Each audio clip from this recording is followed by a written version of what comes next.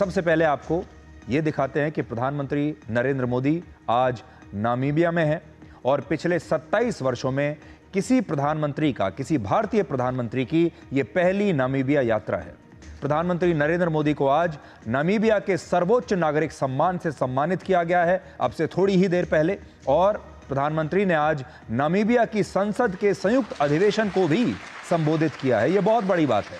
और भारत और नामीबिया के बीच रक्षा को लेकर, खाद्य सुरक्षा को लेकर और भी दूसरे कई मुद्दों पर चर्चा हुई है।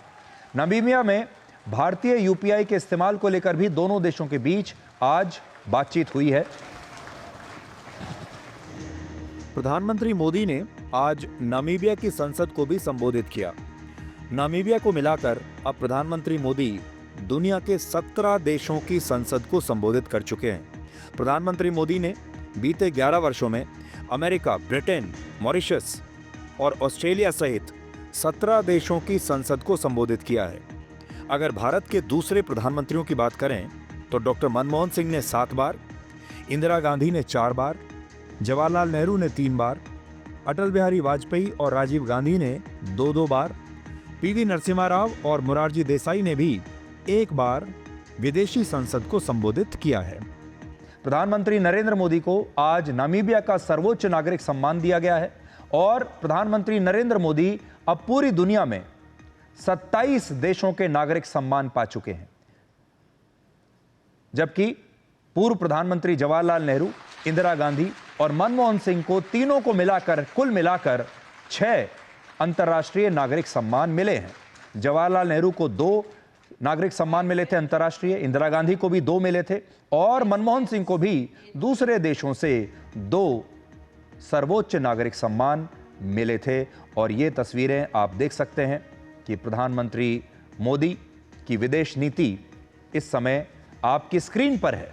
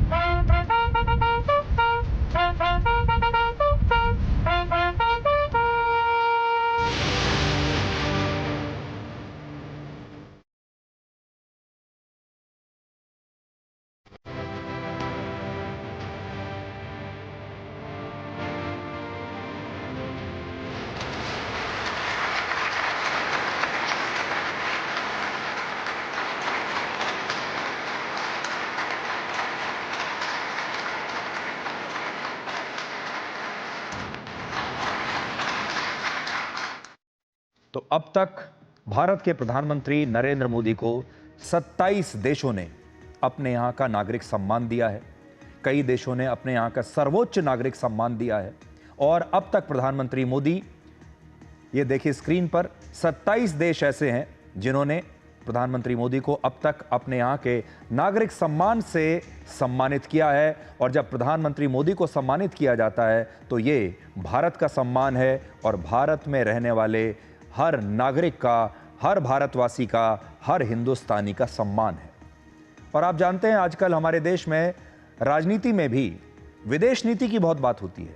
विपक्षी दलों ने विदेश नीति को एक बड़ा मुद्दा बना लिया है और आजकल आपने देखा होगा मीडिया में भी, चुनाव में भी, राजनीति में भी विदेश नीति के बारे में बहुत चर्चा होती है, आरोप प्रत्यारोप लगाए जाते हैं। लेकिन अभी तक विदेश नीति को हमारे यहाँ इतना एक, आप समझ लीजिए कि एक मुश्किल विषय बना दिया गया था कि आम आदमी को विदेश नीति समझ में नहीं आती थी। इसलिए हमारी कोशिश है कि हम आपको विदेश नीति भारत की है, चाहे दूसरे देशों की है, चाहे दुनिया भर में जो रणनीतियां बनाई जा रही हैं, विदेश नीतियां अलग अलग देशों की हैं, दुनिया की जो राजनीति है उसे हम आपको सरल भाषा में आपको समझाएंगे ताकि आप भी विदेश नीति के एक्सपर्ट बन जाएं।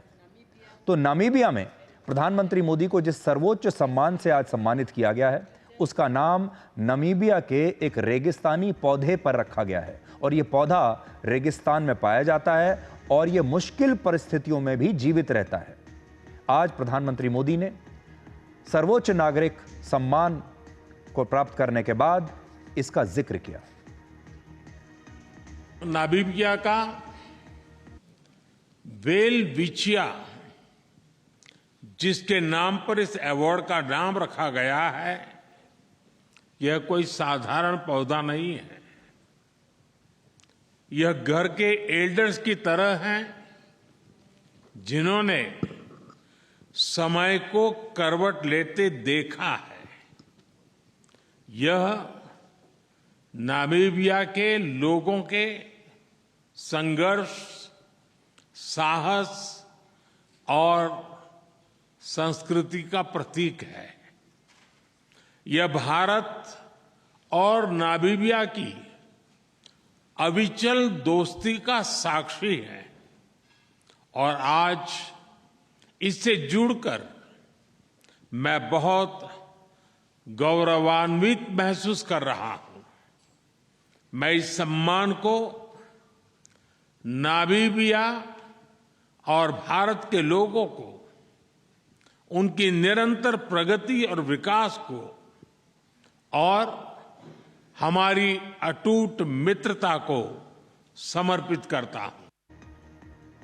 तो क्योंकि प्रधानमंत्री मोदी आज नामीबिया में है, इसलिए आज हम कोशिश करेंगे कि नामीबिया से आपका एक परिचय करवाएं और भारत और नामीबिया के संबंधों को आपके लिए हम डिकोड करेंगे। और दिल्ली से करीब 8000 किलोमीटर दूर नामीबिया अफ्रीका के महाद्वीप का एक देश है। नामीबिया की जनसंख्या करीब 30 लाख है, सिर्फ 30 लाख। और जनसंख्या के लिहाज से नामीबिया हमारे देश के मणिपुर राज्य के बराबर है। पिछले 27 वर्षों में किसी भी भारतीय प्रधानमंत्री की ये पहली नामीबिया यात्रा है। इससे पहले वर्ष 1998 में तत्कालीन प्रधानमंत्री अटल बिहारी वाजपेयी नामीबिया गए थे। और भारत और नामीबिया का ये जो संबंध है, ये करीब 79 वर्ष पुराना है। भारत ने वर्ष 1946 में संयुक्त राष्ट्र में नामीबिया की आज़ादी का मुद्दा उठाया था। नामीबिया वर्ष 1990 में दक्षिण अफ्रीका से आज़ाद हुआ था और नामीबिया की स्वतंत्रता में भारत की भी एक अहम भूमिका रही है। नामीबिया वर्ष 1989 से लेकर वर्ष 1990 के बीच संयुक्त राष्ट्र शांति सेना का नेतृत्व भारतीय सेना के लेफ्टिनेंट जनरल दीवान प्रेमचंद ने किया था 1 साल के लिए। और उस समय इनके नेतृत्व में ही संयुक्त राष्ट्र शांति सेना ने नामीबिया में शांति प्रक्रिया और चुनावों की निगरानी की थी। भारत ने मुश्किल समय में हमेशा इस देश की मदद की है। वर्ष 2017 और 2019 में नामीबिया में भयंकर सूखा आया था। दोनों ही मौकों पर भारत ने नामीबिया को 1,000 मीट्रिक टन चावल तब भेजा था मदद के तौर पर। फिर वर्ष 2021 में जब कोरोना महामारी चल रही थी, उस समय भारत ने नामीबिया को कोविशील्ड वैक्सीन की 30,000 डोज मुफ्त में दी थी। ये वो टाइम था जब बड़े बड़े जो देश हैं वो छोटे देशों को वैक्सीन दे नहीं रहे थे और वैक्सीन बनाने वाली जो कंपनियां हैं वो भी अपनी शर्तों पर इस वैक्सीन को बेच रही थीं और जो छोटे देश थे उनमें इतनी क्षमता नहीं थी कि वो इन वैक्सीन को ले सकें। और तब भारत ने नामीबिया की मदद की थी। 30,000 कोविशील्ड वैक्सीन तब हमने नामीबिया को भेजी। वर्ष 2024 में भी भारत ने नामीबिया में 1,000 टन चावल और 1,000 टन मक्का भेजकर मदद की थी। नामीबिया अपने चीतों के लिए बहुत मशहूर है और नामीबिया में सबसे ज्यादा चीते पाए जाते हैं पूरी दुनिया में। आपको याद होगा वर्ष 2022 में नामीबिया से 8 चीते भारत लाए गए थे, जिन्हें मध्य प्रदेश के कूनो नेशनल पार्क में प्रधानमंत्री मोदी ने ही रिलीज किया था और इन्हें वहां विस्थापित किया था। ये तस्वीरें उसी समय की हैं। ये जो आप देख रहे हैं चीते, ये सब नामीबिया से लाए गए थे। भारत में वर्ष 1952 में चीते की प्रजाति विलुप्त हो गई थी और उसके 70 साल बाद वर्ष 2022 में भारत में पहली बार यह चीता लाया गया था। दुनिया में यूरेनियम उत्पादन में भी नामीबिया तीसरे नंबर पर है और न्यूक्लियर एनर्जी के लिए यूरेनियम बहुत आवश्यक होता है। यानी नामीबिया भारत के लिए एक महत्वपूर्ण देश है इस लिहाज से भी। अगले 8 वर्षों में भारत का यूरेनियम आयात 4 गुना बढ़ने की संभावना है। भारत इस समय रूस, ऑस्ट्रेलिया, कनाडा और उज्बेकिस्तान जैसे देशों से यूरेनियम खरीदता है और हो सकता है कि आने वाले वर्षों में भारत नामीबिया से भी यूरेनियम खरीदने लगे। I had laid out 10 principles of our engagements with Africa. Today, I reaffirm India's full commitment to them. They are based on respect, equality, and mutual benefit. We seek not to compete, but to cooperate.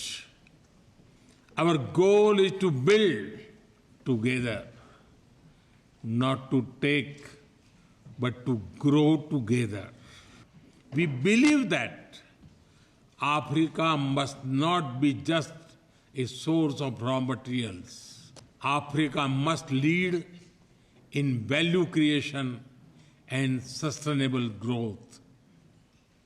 That is why we fully support Africa's Agenda 2063 for industrialization.